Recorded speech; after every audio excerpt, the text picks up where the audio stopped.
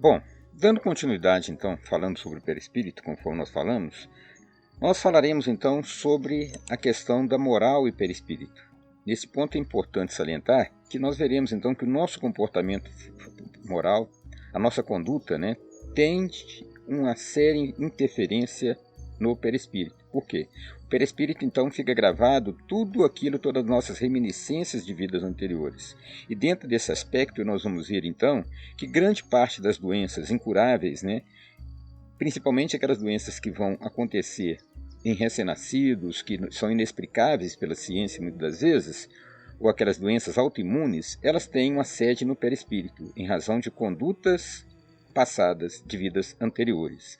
Nessa forma, nós vamos ver lá no Livro dos Médiuns, nos itens 54, que Kardec nos fala que somente faremos notar que no conhecimento do perispírito está a chave de inúmeros problemas até hoje insolúveis. Então, muitas das vezes, a ciência não consegue descobrir determinadas causas de problemas que temos, de doenças, e através do estudo do perispírito, a doutrina espírita então nos mostra de forma bem clara como isso acontece. Dentro daquilo que nós já salientamos, que está dentro da sabedoria, dentro da bondade, dentro da justiça de Deus, como um plano, em que a pessoa então vai colher aquilo que semeou dentro da lei de ação e reação, que posteriormente nós iremos abordar. Joana de Ângeles, ela tem um livro muito interessante, do Divaldo Pereira Franco, que é Estudos Espíritas, e no capítulo 4 ela aborda justamente a questão do perispírito, que nós então utilizamos como base para essa apresentação. Ela nos fala que o perispírito é o catalisador das energias divinas, que assimila, é encarregado de transmitir e plasmar no corpo as ordens emanadas da mente e que procedem do espírito. Então, aquilo que nós já vimos, que através do fio condutor, que são os nervos, ele vai, então, levar ao nosso corpo todas as suas ordens, e vai catalisar ou absorver as energias divinas.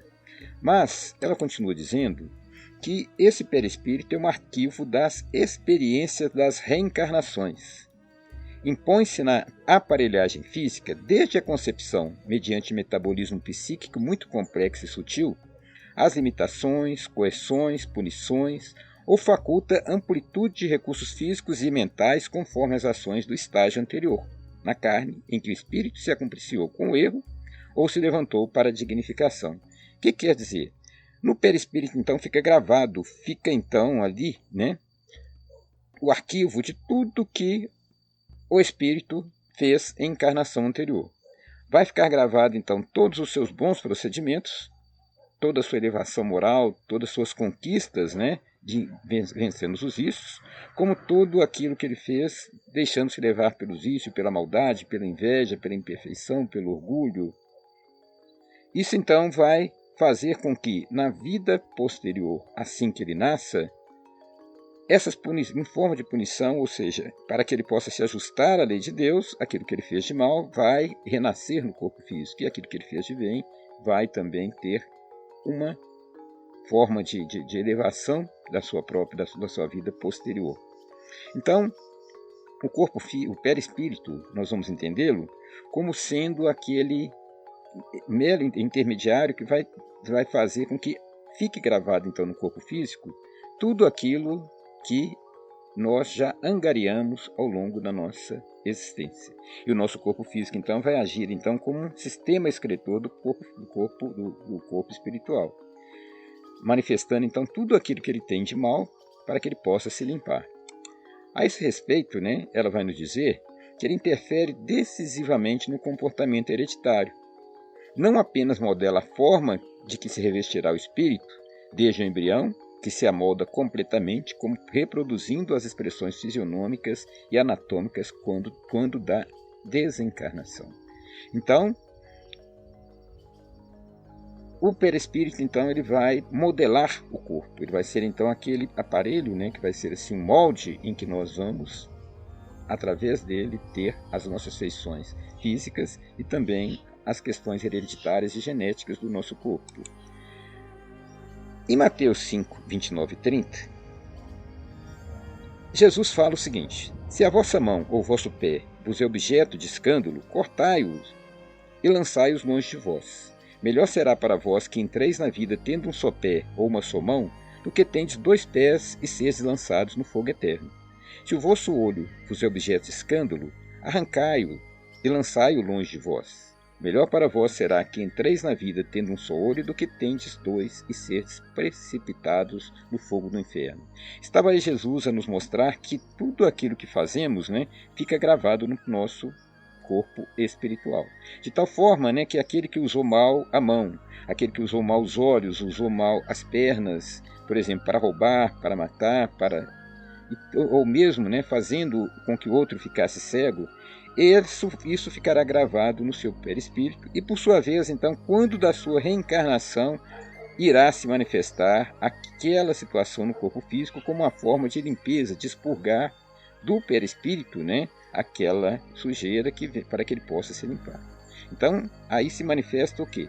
A bondade e justiça de Deus, dando a oportunidade ao espírito de poder, então, limpar-se, de poder, então, através do momento em que ele arrepende-se dos seus erros, ele possa, então, estar se compatibilizando com a lei divina para que ele possa, então, continuar a sua evolução.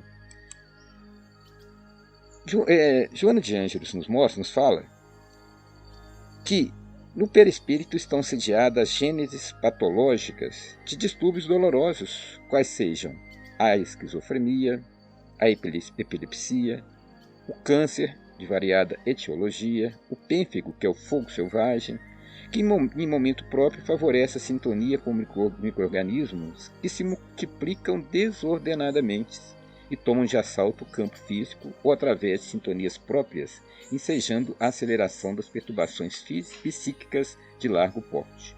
Então são aqueles casos de pessoas que às vezes nascem já com determinadas enfermidades, inexplicáveis do ponto de vista médico, ou outras que ao longo da vida adquirem enfermidades de um momento para outro, em algumas enfermidades autoimunes, como o pênfigo, ou seja, que não tem cura, e que não tem uma explicação lógica.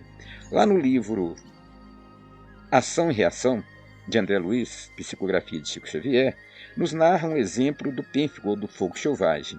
É a história de Adelino, que naquela encarnação ele é um missionário espírita, palestrante, passista, com grandes trabalhos na causa espírita, e que ele então, apesar disso, apresenta o fogo selvagem, apresenta o pênfigo com várias cicatrizes e manchas e bolhas no rosto. E a espiritualidade, os colegas então que atendem ali naquela casa, ficam preocupados e tentando ajudá-lo para que ele possa amenizar a sua situação.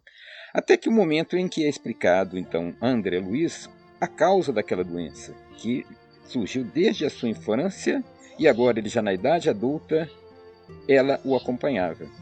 É explicado então que na encarnação anterior, Adelino ele tinha tido um pai adotivo, e esse pai o amava muito, um pai mais velho, até que chega a idade então dos 44 anos do pai, 40, e ele com os 20, esse pai então, que era muito amigo deles e que era amigo inseparável, que era um grande fazendeiro, ele volta e casa-se com uma moça, e Adelino então se apaixona por aquela moça.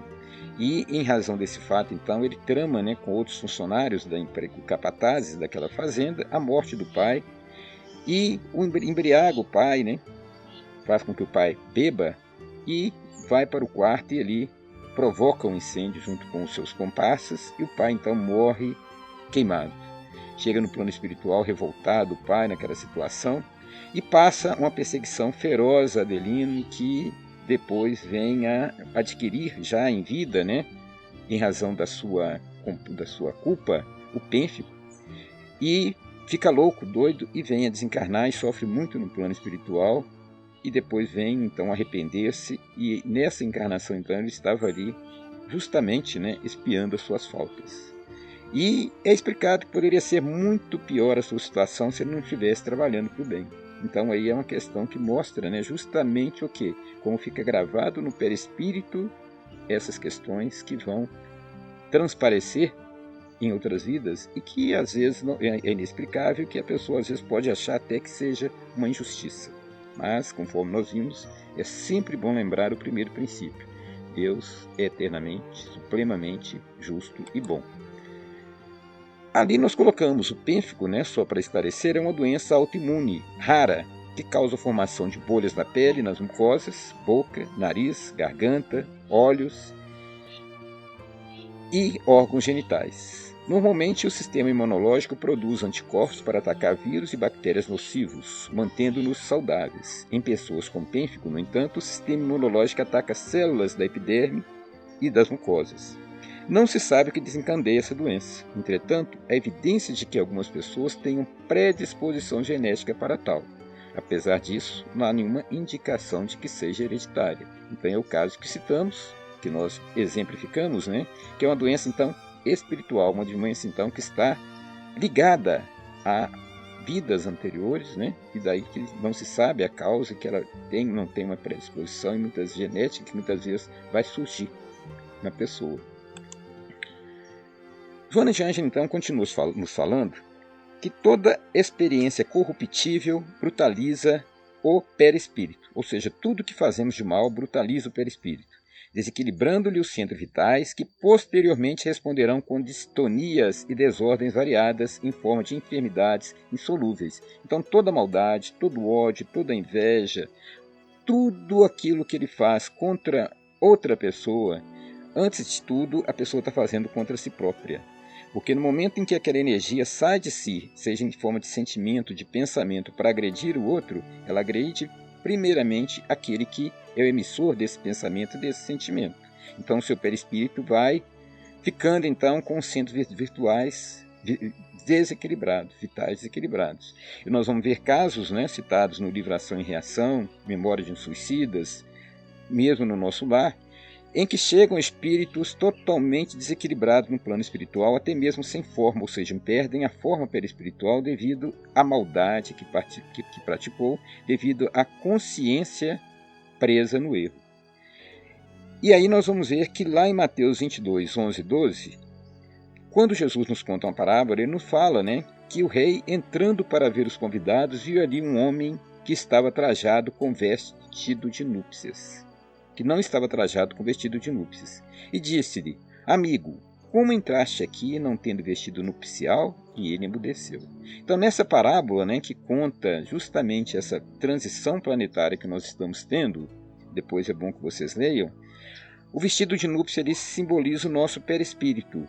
E esse perispírito, essa pessoa que estava participando daquela boda sem o vestido nupcial, quer dizer, o seu perispírito, o centro vital dele estava em desordem, em distonia, de tal forma que ele então não poderia estar naquele ambiente. Ele tinha que então estar primeiro, voltando ao mundo de prova e expiação, para poder então equalizar a sua vida de tal forma a poder se reequilibrar para poder gozar da presença do Cristo. As ações de enobrecimento e os pensamentos superiores, quando cultivados, oferecem, ao contrário, potencialidades elevadas que libertam das paixões, como consequente sublimação dos sentimentos que adornam o espírito. Então, quando temos pensamento elevado, vigilantes, em oração, praticamos o bem, a bondade, buscamos a misericórdia, a benevolência, o perdão, a indulgência, tudo isso vai fazendo com que o perispírito se torne mais luminoso, mais claro, se torne então seu centro vital mais forte. E lá em Lucas 11:36 nós vamos ver outra passagem. Se, pois, todo o teu corpo é luminoso, não tendo em trevas parte alguma, todo será luminoso, como quanto a candeia te alumia com seu resplendor. Então nós somos luz. E à medida então que nós vamos trabalhando essa luz interna, nós vamos então purificando o nosso perispírito, que vai então irradiando essa luz. Joana de Ângeles continua dizendo que não foi por outra razão que o mestre recomendou cuidado em relação aos escândalos, às agressões mentais, morais e físicas, considerando melhor o homem entrar na vida sem um membro escandaloso do que com ele, como afirmar que é melhor ser vítima do que fator de qualquer desgraça. Então, é por isso que o mestre nos fala naquela explicação que nós devemos nos afastar dos escândalos, das agressões, para não entrarmos sem um membro no corpo físico. De tal forma que tudo isso vai ficar gravado no nosso corpo espiritual e em vida posterior Dependendo do comportamento, a pessoa poderá nascer cega, surda, muda, etc. Possui todo o espírito os inestimáveis recursos para a felicidade, como para a desdita, para a infelicidade, competindo-lhe moralizar-se, disciplinar-se, elevar-se, a fim de ascender à pureza, após a libertação das mazelas de que se impregnou. Então, essa oportunidade encarnatória que estamos tendo, de podermos, então, nos melhorarmos, de tal forma que nós possamos nos elevar, ascender a nossa pureza e buscar a nossa evolução e deixar de lado o sofrimento, a infelicidade, a tristeza. Pois bem, nós então encerramos esse estudo sobre o perispírito, mostrando então a importância e como a doutrina espírita vai nos explicar então várias questões que muitas das vezes são inexplicáveis do ponto de vista material, mesmo pela ciência, de tal forma que nós possamos então cuidar da nossa conduta e agir dentro daquilo que o Cristo nos ensinou. Orai e vigiai. Que Deus nos abençoe e até o próximo estudo.